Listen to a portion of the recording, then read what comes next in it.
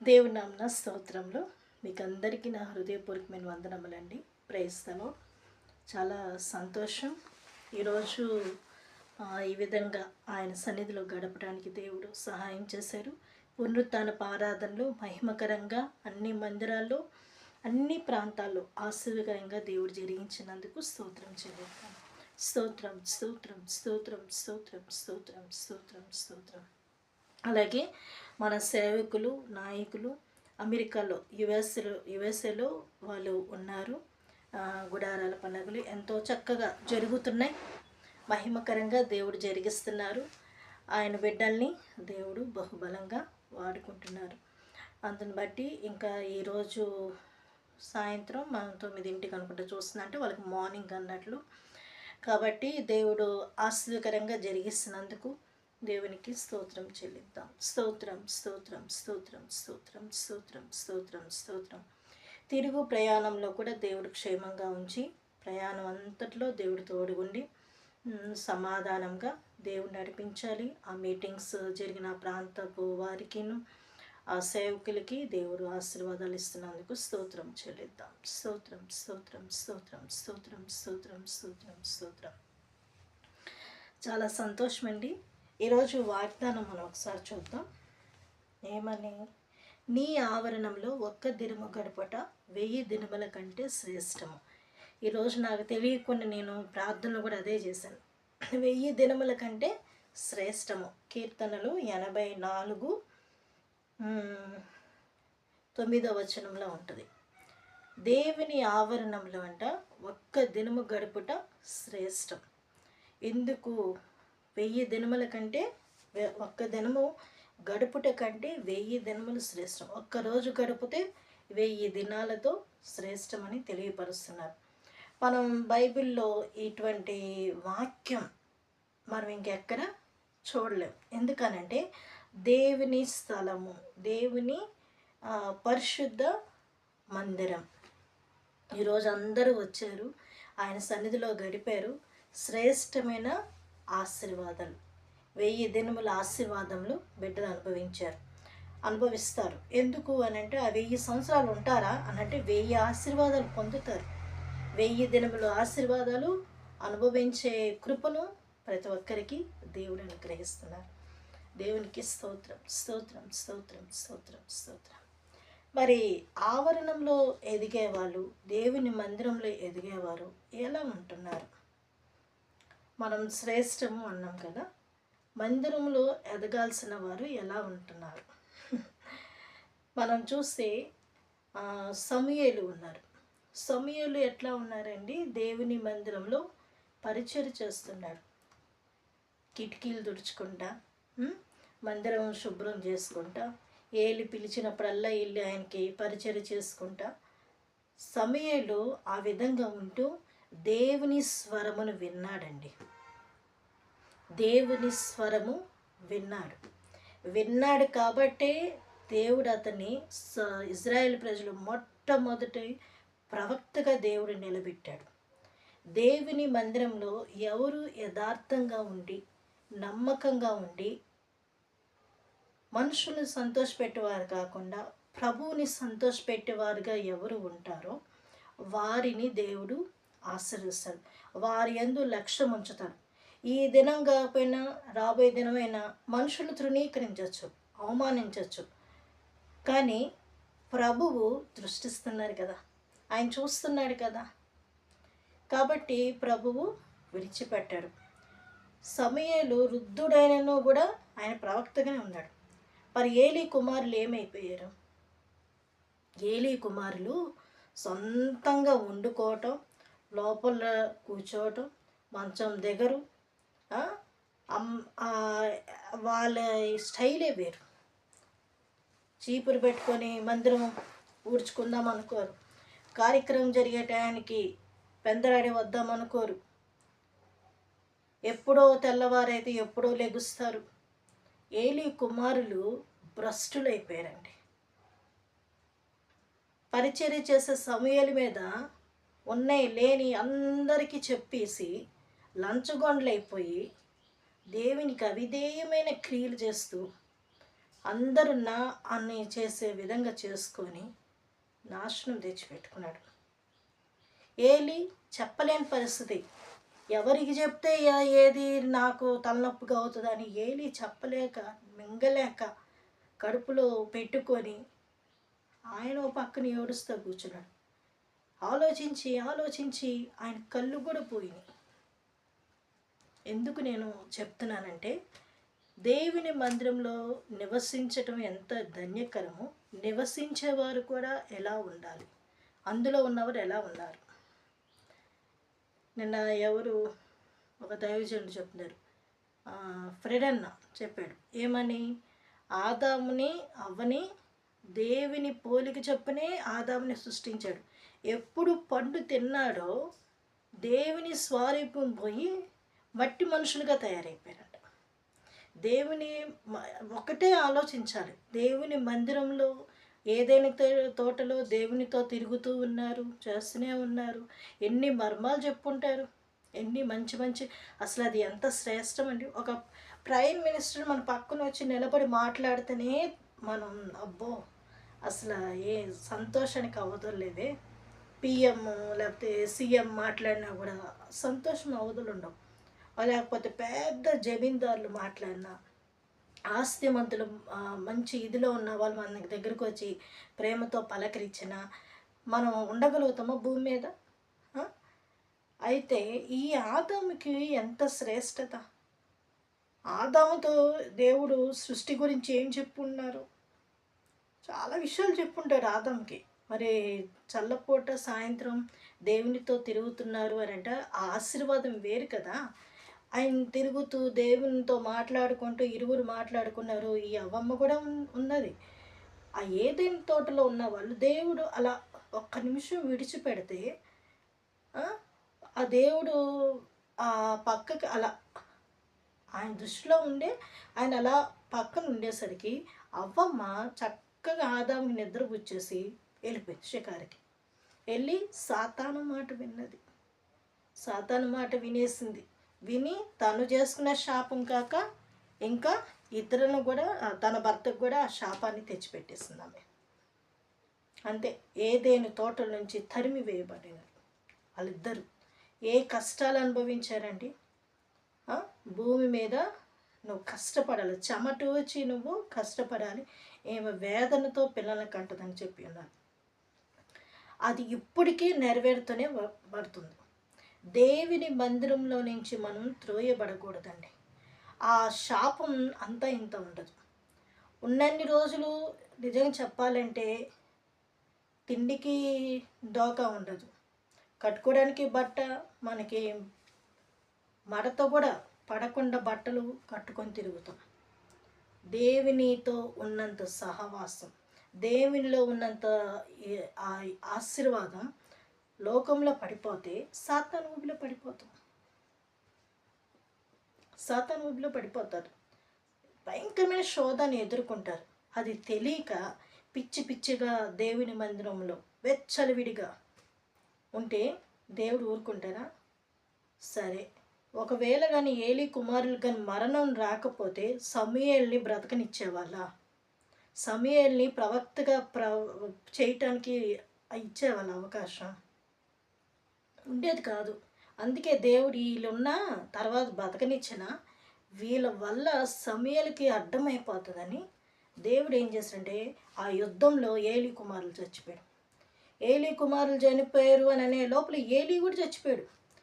ఏలీకి ప్రేమ బిడ్డలంటే, ఏ తండ్రికి ఉండదు బిడ్డలంటే ప్రేమ? ఉంటుంది. సరి చేయలేడు కానీ బిడ్డలంటే ప్రేమ. అయితే సరి చేసినా వినేవాళ్ళలాగా లేరు. ఏలీ ఏం చేయగలుగుతాడు?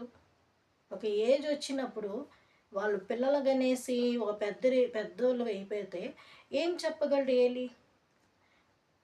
చెప్పలేరు. తల్లిదండ్రులు ఎవరైనా కూడా ఒక స్థితి, పెద్దోళ్ళు అక్కోళ్ళు కానీ లేకపోతే అన్నోళ్ళు కానీ ఏదైనా ఒక స్టాండర్డ్ వరకు చెప్పగలరు. ఒక చిన్న బ్రదర్కి ఒక స్టాండర్డ్ వరకు చెప్తే వాడు అప్పుడు దాకా వింటాడండి.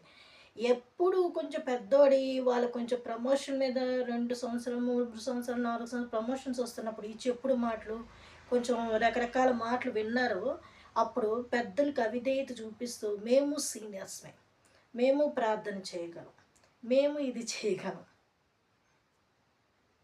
అని చెప్పి పోటీ పడుతుంటారు. ఏలి ఒక పక్కన ప్రార్థన చేస్తుంటే ఏలి కుమారులు ఒక పక్కన ప్రార్థన చేస్తుంటారు. సమూయేలు మాత్రం మౌనంగానే ఉంటాడు. ప్రతిష్ఠించబడినా కూడా అతను మాత్రం తుడుచుకుంటాడు, శుభ్రం చేసుకుంటాడు, ఆ పని ఈ పని చేస్తాడు. వీళ్ళకి మాత్రం కావాలి, మేమెవరమి? కుమారులని. దేవుని మందిరం అంటే ఆషామాష కాదు. సమూయేలు మీద ఫిర్యాదులు చేస్తూ ఉంటారు, సమూయేలు మీద అవమానంగా చెప్పటం, వచ్చిన వాళ్ళకి చెప్పటం. అది దేవుడు చూశాడండి, ఊరుకుంటాడా? ఏలీని కూడా దేవుడు తీసేసుకున్నాడు. ఏలి ఒక మాట పలికాడు, ఏమనంటే హన్నా వచ్చినప్పుడు ఆమె ప్రార్థన చేసుకున్నప్పుడు ఆమెతో అంటాడు, అమ్మ నువ్వేం చేసుకున్నావో ఆ మనవి ఆలకించబడును కాక. అంటే ఒక అభిషిక్తుడు ఏలి, ఏలి మాటను దేవుడు ఆశీర్వదించాడండి. కాబట్టే కదా ఆమె సమూయేలుని కని వచ్చింది. సమూయేలుతో దేవుడు మాట్లాడుతున్నాడనే విషయం కూడా ఏలి గ్రహించాడు. అప్పుడు అంటాడు, నేను పిలవలేదు నాన్న, 2 సార్లు పిలిచినప్పుడు అయ్యా అయ్యా నాయన మీరు పిలిచారా నన్ను అంటే, చిత్తము చెప్పు అయ్యా అని అంటే, అవునా నేను పిలవలేదు అని ఏలి గ్రహించి, సరే ఈసారి పిలిస్తే చిత్తము నాయన, నీ నీ దాసుడు వినుచున్నాడు, నాకు సెలవిమ్ము, ఏం మాట్లాడుతూ. ఎందుకనంటే అప్పుడు రోజుల్లో దేవుడు మాట లేక ఆ ప్రజలు ఏలి అందరూ చాలా ఇదయ్యారు. దేవుని మాట కావాలని ఎంతో ఆశపడ్డారు. దేవుని స్వరం లేదు, దేవుని వాక్కు లేదు, దేవుని మాట లేదు. అయితే దేవుడు ఎవరితో మాట్లాడాడండి? బాలుడైన సమూయేలుతో మాట్లాడాడు. మాట్లాడినప్పుడు బాలుడైన సమూయేలుతో మర్మంతో కూడిన మాటలు దేవుడు తెలియపరిచినప్పుడు నువ్వు అన్నీ విని ఆ విషయాలన్నీ నాకు చెప్పు అన్నాడు. అలాగే విన్నాడు, అదే చెప్పాడు. ఏలి ఏమనలా, కుళ్ళుకోల. నీ ఈ కళ వచ్చిందా, నీకు ఈ దర్శనం వచ్చిందా అని కుళ్ళుకోల. దేవుని అభిషేకం సమూయేలు మీద ఉన్నదని గ్రహించేశాడు, వాళ్ళ పిల్లల మీద లేదని గ్రహించేశాడు. సమూయేలుని దేవుడు ఒక పాత్రగా వాడుకుంటాడని ఏలి గ్రహించాడు. ఆ ప్రకారంగా అతను పరిచయలు కొనసాగబడుతుంటే ఇంకా సహకరించాడు ఏలి. మౌనంగా ఉండిపోయాడు, ఆ పిల్లలకు చెప్పుకోలేని పరిస్థితి కాబట్టి దేవుడు వాడుకున్నాడు. ఎప్పుడైనా మీరు చూడండి, సమాజంగా కూడుకోవాలి అని యేసుగా లాస్ట్ రోజుల్లో చెప్పారు. సమాజంగా కూడుకోవాలంట. అది ఎక్కడుందో నాకు గుర్తు రావట్లేదు. సమాజంగా మనం కూడుకొని ఆయన సన్నిధిలో ఉండాలని లాస్ట్ దినాల్లో చెప్పిన మాట, బైబిల్లో ఉన్న మాట యేసు గారు కూడా చెప్పారు. ఓకే, ఈ సమూయేలు ఈ విధంగా మందిరంలో ఎదుగుతూ వచ్చాడండి. ఇంకొక ఆయన ఉన్నాడు, ఇంకొక ఆయన ఎవరు అనంటే యేసయ్య కూడా దేవుని మందిరాలు ఆ దేవాలయంకి వెళ్ళినప్పుడు ఆయన అక్కడున్న పెద్దలతో దేవుని మాటలు ముచ్చటిస్తున్నాడు. దేవుని మాటలు ముచ్చటిస్తున్నాడు. పెద్ద పెద్దోళ్ళు చూసి, అరే ఇంత జ్ఞానం, ఇంత పాండిత్యం ఎక్కడి నుండి ఈ అబ్బాయికి వచ్చింది? వాళ్ళ తల్లిదండ్రులు ఏమో మాట్లాడుకుంటూ వాళ్ళు వెళ్ళిపోయారు. వాళ్ళు మరియమ్మకి తెలుసు ఈ అబ్బాయి ఒక ప్రత్యేకమైన ప్రభువు అని గ్రహించగలిగిన వ్యక్తే ఇద్దరు. కానీ అంటే మీరు ఒకటి చెప్తానండి, హితుడు తన స్వదేశమందు హితుడు కాలేడు అని యేసయ్య చెప్పాడు కదా. హితుడు ఎప్పుడైనా కూడా స్వదేశమందు హితుడు కాలేడు. తన అన్నదమ్ముల మధ్యలో అతను గొప్పవాడు కాలేడు, అక్కా చెల్లెల మధ్యలో అతను గొప్పవాడు కాలేడు. అప్పుడే మనం ఏం చేయాలంటే, దేవుడు చెప్పాడు ఒక మాట, ఏమనంటే నన్ను వెంబడించాలనుకున్నవారు తన్ను తాను ఉపేక్షించుకోవాలి. తల్లినైనను తండ్రినైనను ఏదైనాను కానీ నువ్వు వదిలేసుకోవాలి. దేవుని కోసం నువ్వు వెంటాడాలి, దేవుని కోసం నువ్వు ముందుకు సాగాలి. నేను ఎప్పుడు కూడా ఒకటి ఆలోచిస్తానండి, నా లైఫ్లో నేను మొన్న రీసెంట్గా నా ప్రభుతో నేను చాలాసేపు మాట్లాడుకుంటా, ప్రభా నన్ను ఇక్కడికి నడిపించావు కదా, ఎందుకు తండ్రి ఈ ప్రాంతంలో నన్ను ఎందుకు నడిపించావు? అనుకోకుండానే వచ్చాను కదా నేను. నేను వస్తానని కూడా అనుకోలేదు అసలు. కానీ అనుకోకుండానే నువ్వు నన్ను పంపించావు యేసయ్య. వచ్చినప్పటి నుంచి నా పరిస్థితి వేరుగా ఉంది కదా అని నేను దేవునితో కొన్ని విషయాలు మాట్లాడుతుంటే దేవుడు నాకు ఒకటి గుర్తు చేశాడు. నాన్న, నువ్వు పరిచయంలో ఉన్నప్పుడు నువ్వు ఒకటి అనుకునేదానివి. నువ్వు ప్రార్థన చేస్తావు కదా, నేను నా తల్లిదండ్రుల దగ్గరికి వెళ్తే పరిచర్య ఆశ్చర్యకరంగా చేయగలుగుతాను అంటే నా మమ్మీ దగ్గర డాడీ దగ్గర నువ్వు చెయ్యాలి అని అనుకున్నావు కదా, నువ్వు కోరుకున్నదే నేను ఇచ్చాను అని అన్నప్పుడు, అవునా యేసయ్య, నేను మర్చిపోయాను, నా ప్రార్థన ఏంటో నేను మర్చిపోయా. ఎప్పుడన్నానో నాకు తెలియదు, కానీ నా ప్రభు గుర్తు చేశాడు. అప్పుడు తండ్రి నన్ను క్షమించు తండ్రి, నేను అట్లా ప్రార్థన చేశాను, ఏదో బాధ ఉండి నేను ప్రార్థన చేస్తుంటాను అని అనుకుంటా ఉంటే, అప్పుడు దేవుడు నాతో చెప్పాడు, తండ్రికి ఏ విధంగా కుమారుడు ఇష్టపడి దేవుని చిత్తానికి అప్పచెప్పుకున్నారో నువ్వు కూడా అట్లా అప్పచెప్పుకోవాలి. నువ్వు అప్పచెప్పుకున్నావు కానీ కొంచెం నీ మనసులో ఇక్కడికి వచ్చి పరిచయం చేయాలని ఆశపడ్డావు, కానీ నీ ఆశని నేను నెరవేర్చా. ఇప్పుడు నువ్వు అడుగుతున్నావు కాబట్టి నువ్వు ఇక్కడ నుంచి నీ చిత్తం ఏంటి తండ్రి అని నువ్వు అడుగు. నీ చిత్తం పట్ల నీ చిత్తానుసారంగా నన్ను నడిపించు అని అడిగితే అప్పుడు నేను నడిపిస్తాను అని దేవుడు నాతో చెప్పాడు. అన్నప్పుడు నేను చాలాసేపు ఆలోచించాను. ఏంటని ఆలోచిస్తే, సిలువ మరణం పొందినంత కూడా దేవుడు, దేవా నీ చిత్తమే సిద్ధించును గాక అనే మాట పలికాడు కదా. దేవుని బిడ్డలు అలాగే ఉండాలంట. ఈ లోకంలో మనకి ఎన్నో శ్రమలండి, నిందలు, భయంకరమైన అవమానాలు మనం పొందుకోవాలి. నాకు నిజంగా లైఫ్లో నాకు అనిపించింది, నేను మనం లైఫ్లో ప్రేమించాలి కానీ అధికంగా ఎక్కువ ప్రేమించకూడదండి ఏదైనా కూడా. నేను ఒకటే ఆలోచించా, నేను నా కుటుంబం నాది అని ప్రేమిస్తే వాళ్ళే శత్రువులు అయిపోయారు.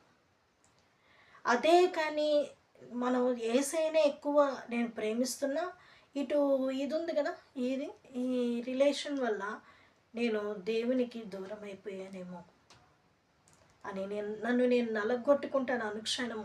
ప్రభువుకి నేను సమీపస్తురాలుగా ఉండాలి.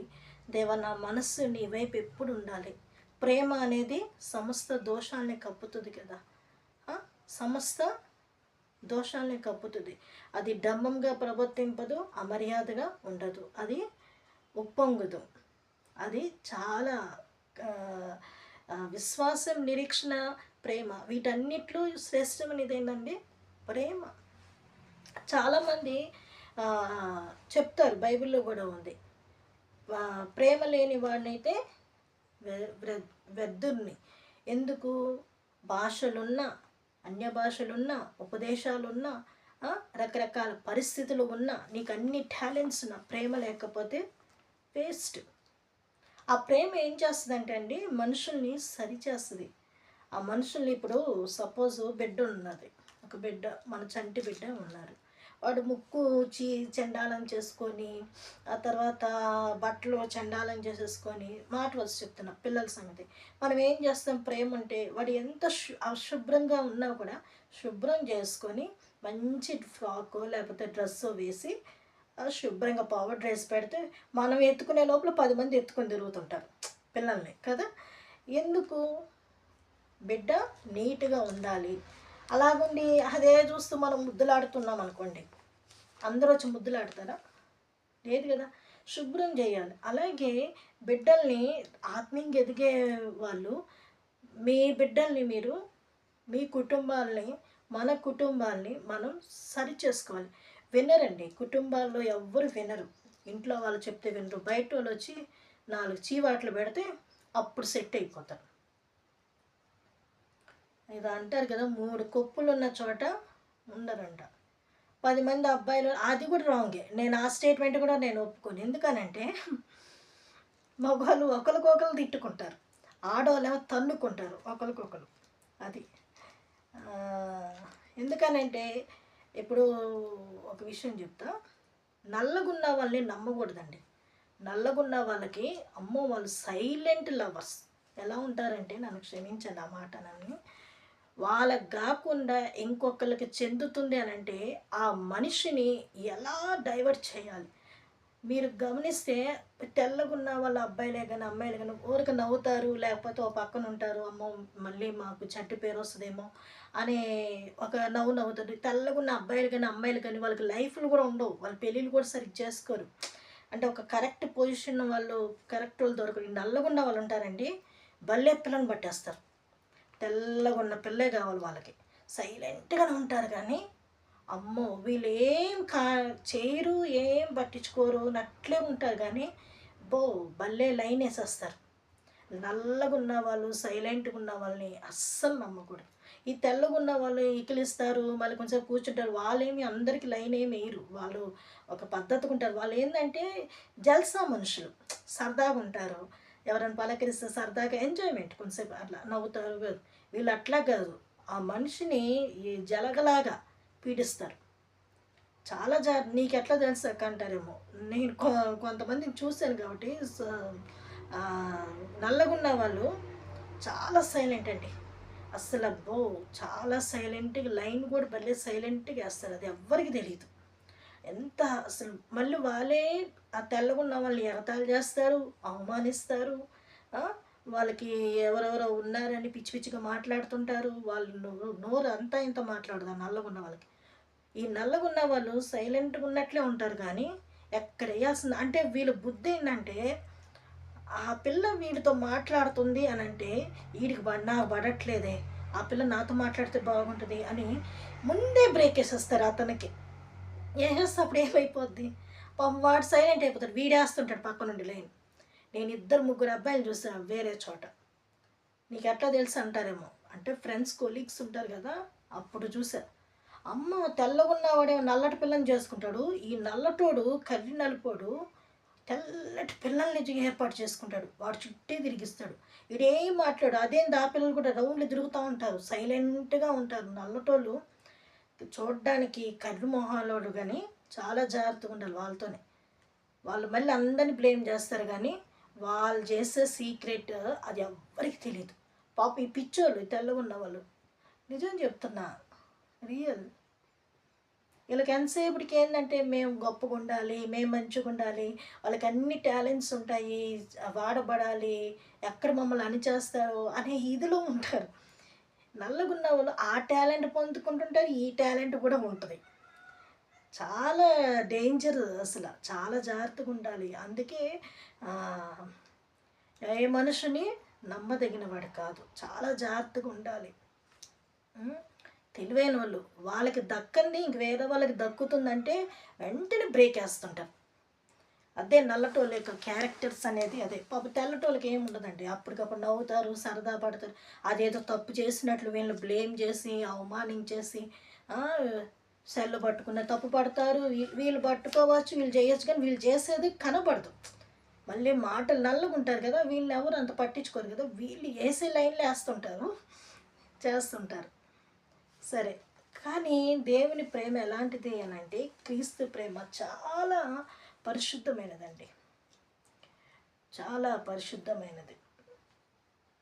నేను ఒక విషయం చెప్తా. నేను తెనాల్లో పరిచయం చేసేటప్పుడు, అబ్రహం పాస్టర్ గారి దగ్గర నేను తెనాల్లో పరిచయం చేసినప్పుడు, ఆయన అంతకుముందు ఒక పాస్టర్ గారు ఉన్నారు. ఆయనకి అసలు బాధ్యత అనేది ఉండేది కాదు. ఏందో ఒకలాగా ఉండేవాళ్ళు. కానీ ఈ పాస్టర్ గారు వచ్చిన తర్వాత వర్షం భయంకరమైన వర్షం వచ్చింది. రూమ్ తడిచిపోయింది. మేమున్న రూమ్ సిస్టర్స్ రూమ్. అయితే మేము బ్యాగ్స్ అన్నీ మధ్యలో పెట్టుకున్నాము. దాని మీద పడుకున్నాం. నేను ఇంకో సిస్టర్ ముగ్గురం దాని మీద పడుకుని ఓ సిస్టర్ అక్కడ పడుకుందనుకుంటా. మేము అట్లా పడుకునేసరికి అన్న అబ్రహం పాస్టర్ గారు చూశారు.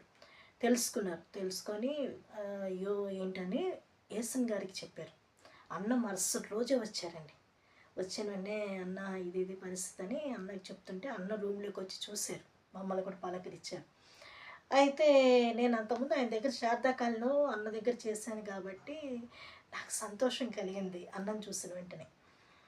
సరే అన్నయ్య అప్పుడు చెప్పారు ఏమనంటే, ఇట్లా పైన రేకులేద్దాం అనుకుంటున్నానన్న. ఏమంటారన్న ఏదో కొంచెం ప్లాన్ ఏదో చెప్పుకున్నారు. అప్పుడు అన్న వేయమన్నారు. అప్పుడే తెనాలి మందిరం ఇంకొంచెం ముందు ఎక్స్టెన్షన్ చేయటం, వెడల్పు చేయటం జరిగింది. నేను ఫుల్గా అప్పుడు కొంచెం జరుగుతుండగా నేను ఇంక అప్పుడే ట్రాన్స్ఫర్ అయ్యాను. నేను ఎందుకు చెప్తున్నానంటే ఆ మందిరం పులిపీఠం ఎక్స్టెన్షన్ చేసినట్టున్నారు. అయితే పులిపీఠం అది స్టేజీ ఉంటుంది కదా, నా జీవితంలో ఏ పాస్టర్ కూడా మమ్మల్ని స్టేజీ ఎక్కించినట్లు కానీ పాట పాడించినట్లు కానీ నాకు తెలియదు. ఇప్పటికీ ఆ ఫోటో నా దగ్గర ఉంది, నేను పెడతా ఒకరోజు. అయితే మా పెద్ద సిస్టర్తో అది కట్ చేయించారు. మా నలుగురికి మైక్ ఇచ్చి మాకు పాట పాడించారు.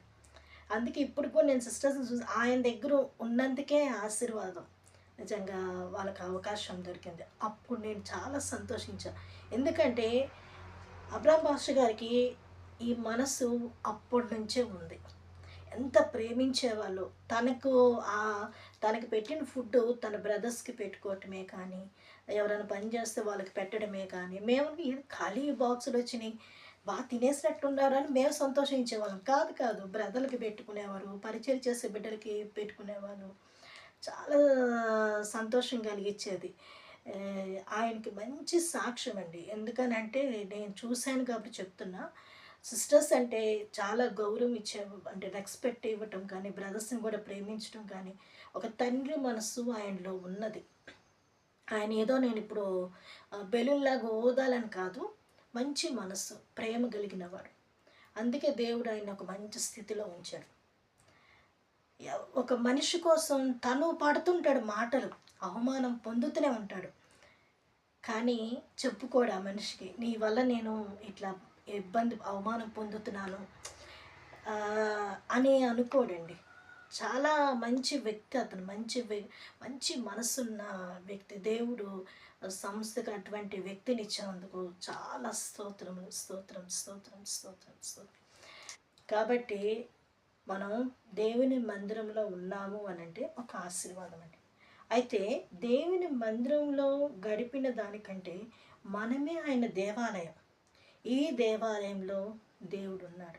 ఉండాలి అని అంటే మనం దేవునికి మన ప్రాణ ఆత్మ శరీరంలో ప్రభుకి మనం అర్పించుకున్నాం.